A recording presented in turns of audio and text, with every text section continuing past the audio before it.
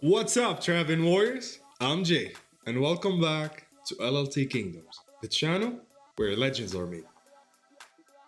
Today, we're diving into a crucial part of the game, defense units. Understanding which units to produce, when to produce them, and how to optimize their efficiency can be the difference between saving your kingdom or watching it burn. So let's break it all down.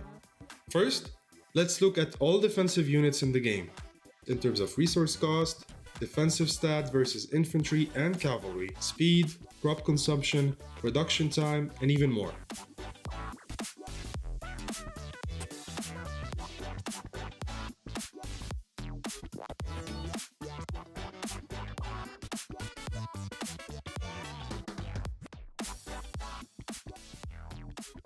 All of this raw data is important, but stats alone aren't enough.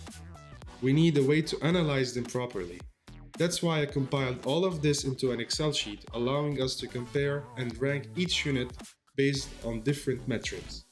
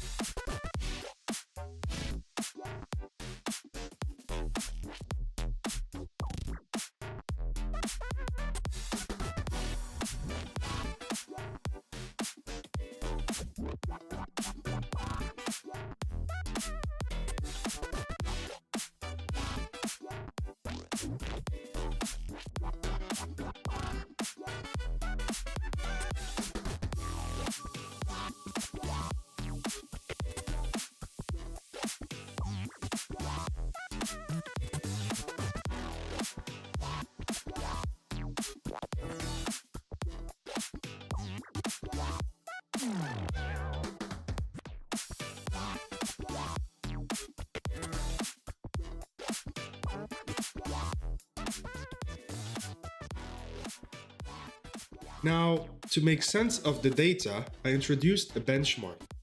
10,000 total defensive strength. For example, let's take phalanxes. Versus infantry, they have 40 defensive points. So to reach 10,000, you'd need 250 phalanxes. Versus cavalry, they have 50. So you'd need 200 phalanxes.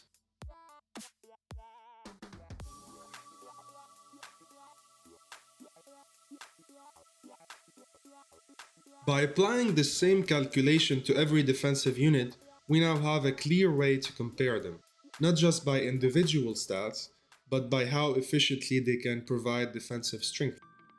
This gives us a realistic view of each unit's performance instead of just raw numbers.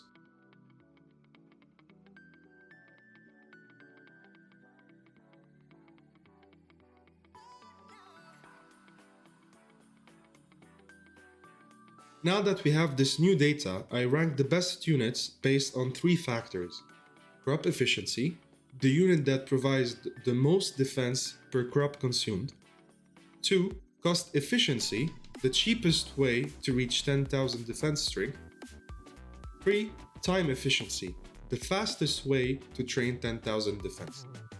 This ranking was done for both early game, meaning when the stable, barracks, and smithy are at their lowest, and late game, when the smithy, barracks, and stable are at their highest and are maxed out. One small example, Praetorians, for example, dominate in cost and crop efficiency against infantry, while spearmen excel in the cavalry defense.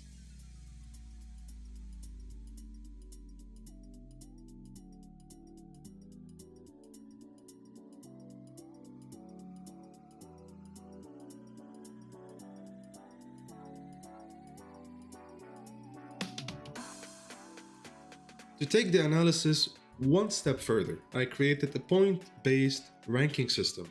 So each top 1 in any category is gonna get 5 points, and top 2 is gonna gain 4 points, and so on. This helps merge all efficiency parameters instead of looking at them separately. Now, for early game, we found that Praetorians and Druids ranked highest for infantry defense, whereas Spearmen, Phalanxes, 8-1 topped the charts for cavalry defense. Now, there's an important thing to consider, is that in the early game, we're not gonna take into account the crop efficiency, because it's not really an issue in the early game. But however, in the late game, This factor is going to be a crucial factor. And we found out that Praetorians stay on top for infantry, spears remain the best choice for cavalry. However, there is one crucial factor also to take into account. When we add the speed factor, we found that Haidwans are very important and almost equalize with the spears in the early game, but they surely do in the late game. And the reason behind that is defense against TTs, which are the fastest unit in game. Sometimes you don't have enough chances to react to TT's attack with only the spears which have a 7 speed. So sometimes Haidwans are crucial to be able to react and defend against last minute TT's assaults or raids.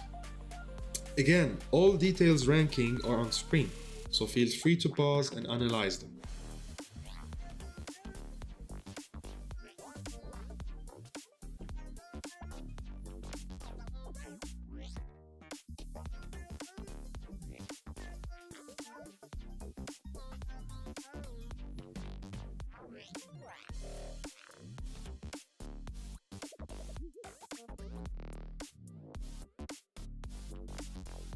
Now, a critical game mechanic every player should know about: how defense is calculated, the pro-rata mechanic. When an enemy army attack, the total strength is split by percentage between infantry and cavalry. So let's say, if an off has 75% cavalry and 25% infantry, then each defending unit contributes 75% of its cavalry defense stats and 25% of its infantry defensive stat. This is why unit selection matters. Sending Praetorians against a heavy cavalry-based attack is inefficient. Instead, you'd want to send spears or Haidwan, and vice versa. Sending spears and Haidwan versus a heavily infantry-based attack is inefficient as well.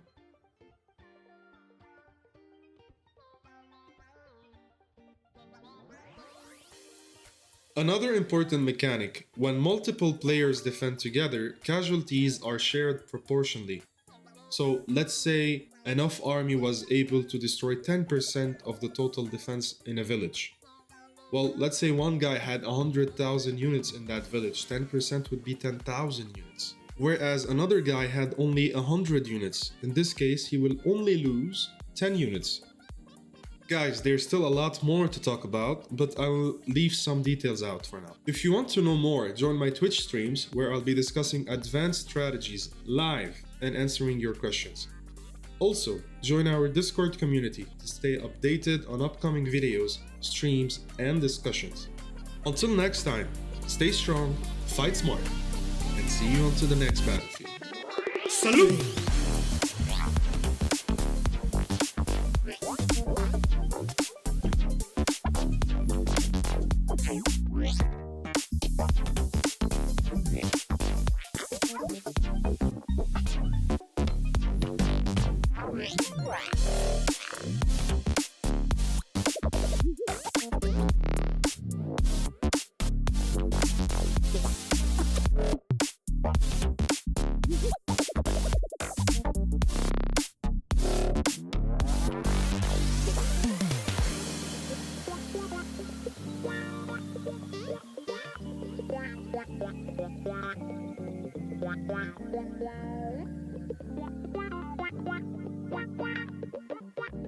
Wow.